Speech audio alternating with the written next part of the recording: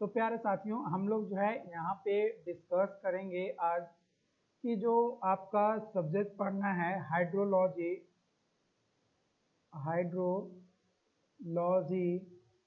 And water resource engineering. ये जो subjects आपको पढ़ना है 5th सेमेस्टर में, तो जैसा कि आपको पता है कि 5th सेमेस्टर का जो एग्ज़ाम्स है 2022 का है ना, लेकिन ये 2023 में एग्ज़ाम्स हो रहा है, यानी लगभग 6 महीने बाद, यानी लेट सेशन है आपका। तो ये 27 जून से जो है आपका स्टार्ट होने वाला है, ये आप लोगों को पता है। आप लोगों के पास प्रोग्राम जो है आ चुके होंगे।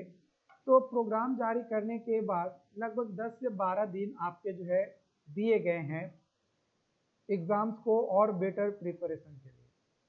तो मैंने जो है कई सारे लोगों का रिक्वेस्ट आ रहा था कि मैकेनिक्स ऑफ मटेरियल में कौन कौन से टॉपिक पढ़ें कि हमारा एग्ज़ाम निकल सकता है, अच्छा मार्क्स आ सकता है, ठीक ठाक पास हो सकते हैं।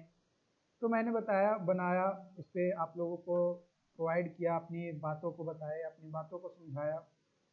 तो उसके बाद फिर और उसमें कमेंट आने लगा कि पार्टिकुलर हर सब्जेक्ट का बताइए।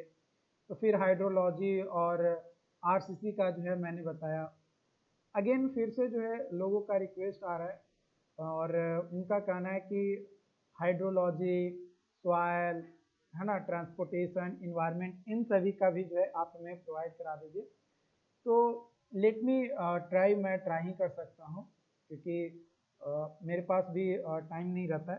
तो यहाँ पे आपका जो है हाइड्रोलॉजी में बात किया जाए इम्पॉर्टेंट टॉपिक्स की, तो देखो ये जो भी टॉपिक मैं बता रहा हूँ, ये टॉपिक से आप जो मिनिमम क्वेश्चन जो आप अटेम्प्ट करेंगे, वो 2 क्वेश्चन आपको अटेम्प्ट करेंगे तो आपका 28 नंबर मिनिमम आएगा और मैक्सिमम अप टू 50 मार्क्स तक आ सकता है ना।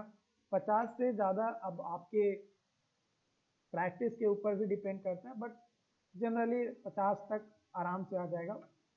ओके, जो भी टॉपिक मैं यहाँ पे आपको बताने वाला हूँ, तो जो सबसे पहला जो टॉपिक है वो है रन ऑफ।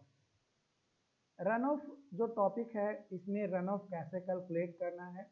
रन ऑफ में एक आपका टॉपिक आता है ACS, ये जो कर्व हो एक तरीके का है, तो इससे रिलेटेड भी जो है आपके क्वेश्चंस आते हैं, कौन से फैक्टर्स अफेक्ट करता है रन ऑफ को। तो रन ऑफ वाला जो टॉपिक है ये मॉड्यूल आपका 4 में होगा।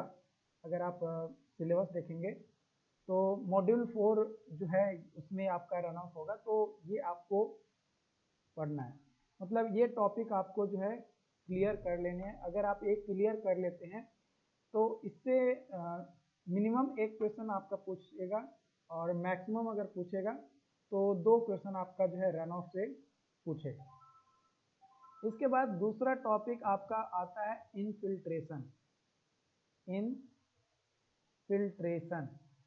इनफिल्ट्रेशन के बारे में पढ़ना।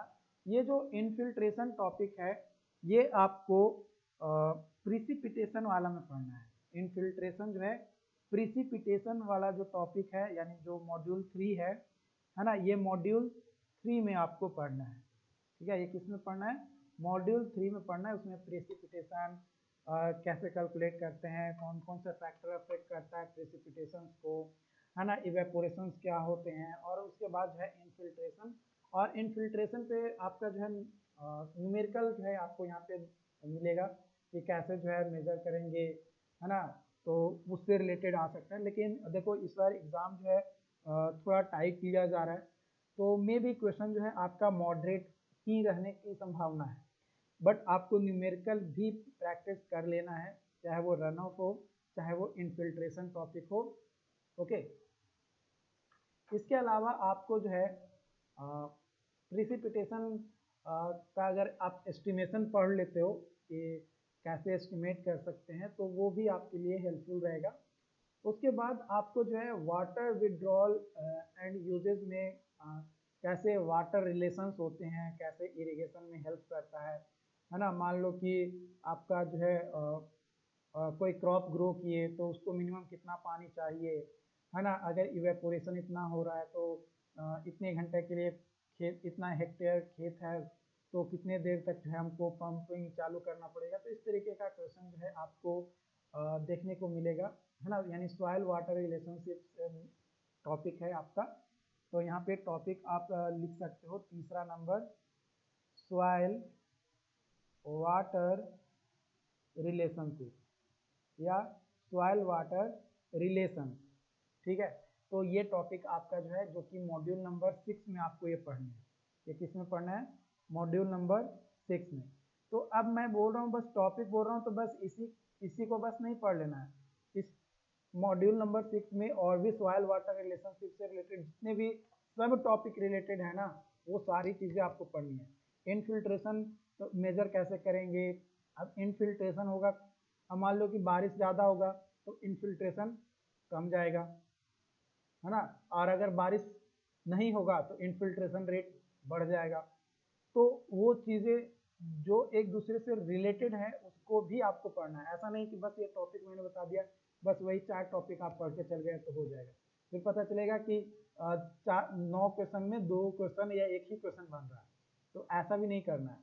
रन ऑफ बोले तो रन ऑफ से रिलेटेड कई सारे टॉपिक है कि रन ऑफ वॉल्यूम क्या होता है, SCN method of estimation of run of volume कैसे कैलकुलेट करते हैं, है ना। फ्लो मास कर्व, हाइड्रोग्राफ, कौन कौन से फैक्टर अफेक्ट करता है रन ऑफ हाइड्रोग्राफ को, है ना। कौन कौन से कंपोनेंट होते हैं हाइड्रोग्राफ के, है ना। बेस फ्लो सेपरेशन कैसे होता है। तो ये सारे टॉपिक आपको पढ़ने पड़ेंगे जो कि रन ऑफ के अंतर्गत आता है। तो जो रन ऑफ के अंतर्गत आने वाले टॉपिक्स हैं उसको भी आपको कवर करना होगा।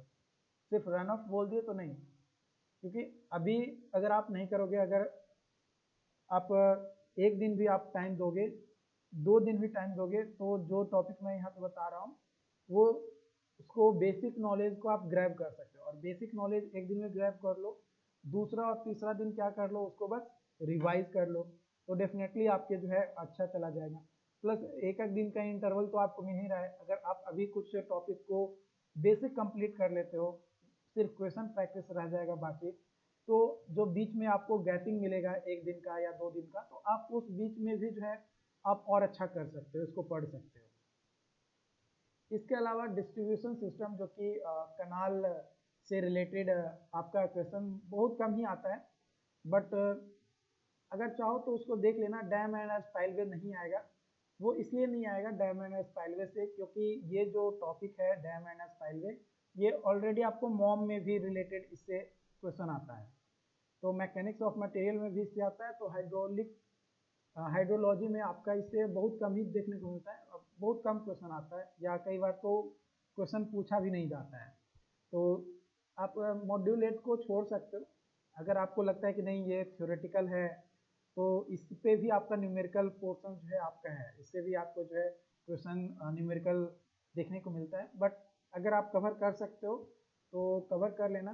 लेकिन डिस्ट्रीब्यूशन सिस्टम यानी जो डिज़ाइन ऑफ कनाल है या चैनल है, वो आप यहाँ पे पढ़ लेना, है ना। तो 4th टॉपिक आपका क्या हो जाएगा? डिज़ाइन ऑफ चैनल, यानी जनरली आपका कनाल के बारे में आपका बोला जा रहा है। ओके, तो कनाल से रिलेटेड जितने भी चीज़ें हैं वो आपको यहाँ पे जो है पढ़ लेना है। तो ये 4 टॉपिक है। यानी अगर मॉड्यूल वाइज अगर बात किया जाए, है ना, अगर मॉड्यूल वाइज अगर बात किया जाए, मॉड्यूल वाइज, तो अगर आप मॉड्यूल वाइज पढ़ते हो तो मॉड्यूल वाइज मॉड्यूल 2, है ना, मॉड्यूल 3, मॉड्यूल 4, ओके, उसके बाद मॉड्यूल 6 एंड देन मॉड्यूल 7। बस इतने मॉड्यूल अगर आप कंप्लीट कर लेते हो तो डेफिनेटली आपका एग्ज़ाम में जो है मिनिमम 28 नंबर और मैक्सिमम आप 50, और ज़्यादा में अच्छे से आप पढ़ोगे और ज़्यादा मेहनत अगर आप उस पर कर लोगे, ज़्यादा प्रैक्टिस क्वेश्चन कर लोगे, तो डेफिनेटली आप और बेटर कर सकते हो। इवन 70 में से जो है 60-65 नंबर भी जो है आप ला सकते हो अगर इन टॉपिक को अगर कर लेते हो। जो टॉपिक मैंने बताया वो टॉपिक या फिर जो मॉड्यूल वाइज मैंने बताया वो, दोनों में से कोई भी एक तरीका से अगर आप कर लेते हो कवर तो डेफिनेटली आपका नंबर आ जाएगा, एग्ज़ाम पास हो जाओगे। कुछ लोगों का मैसेज आ रहा है कि मैकेनिक्स ऑफ मटेरियल में कुछ इंपॉर्टेंट क्वेश्चन भी जो है हमें प्रोवाइड करा दीजिए, तो आई विल ट्राई कि कुछ क्वेश्चन मैं आप लोगों के साथ शेयर करूं, ओके, ताकि आप लोग एग्ज़ाम में बेटर कर सके, बेटर परफॉर्मेंस आपका हो सके, ओके। बाकी जो भी डाउट्स होगा आप लोग जो है हमें चैट बॉक्स में यानी कमेंट बॉक्स में आप हमें बताइएगा। और अगर आप नोट्स वगैरह चाहते हैं तो सिर्फ आप रीड कर पाएंगे नोट्स को, आप पीडीएफ के फॉर्म में आपको नहीं मिलेगा, आप रीड कर पाएंगे। उसके लिए आप हमारे ऐप इंजीनियर प्लस को डाउनलोड कर लीजिएगा। अगर आप इंटरेस्टेड हो तो आप वहाँ पे जो है कर सकते हैं। और बाकी जो भी डाउट्स होंगे आप लोग जो है हमें बताइएगा। Thank you so much.